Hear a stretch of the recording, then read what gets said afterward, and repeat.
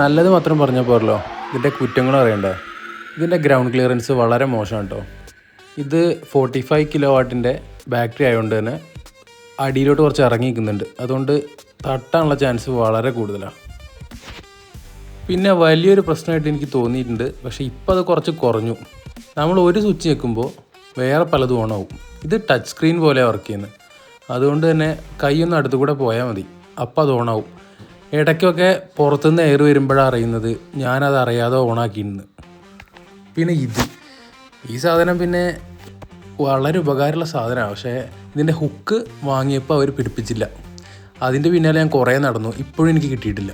പിന്നെ തോന്നിയിട്ടുള്ളൊരു കാര്യം ഇതിൻ്റെ ഹെഡ്ലൈറ്റാണ്. ഇത് ഇങ്ങനെ ഒരു ഷേപ്പ് ആയതുകൊണ്ട് കുറച്ച് കുറവാണോ ലൈറ്റ് എന്ന് എനിക്ക് നല്ല സംശയം തോന്നുന്നുണ്ട് മറ്റ് വണ്ടികളൊക്കെ കമ്പയർ ചെയ്ത് നോക്കുമ്പോൾ. പക്ഷേ മോശമില്ലാത്ത ഹെഡ്ലൈറ്റ് ഉണ്ട്, അത് ഞാൻ ഉറപ്പിച്ച് പറയുന്നു. പിന്നെ എല്ലാം ഓക്കെയാണ്, നല്ല അടിപൊളി വണ്ടിയാണ്. അപ്പോൾ കൂടുതൽ വീഡിയോസിന് ചാനൽ ഒന്ന് സബ്സ്ക്രൈബ് ചെയ്യുക. അപ്പോൾ ബൈ.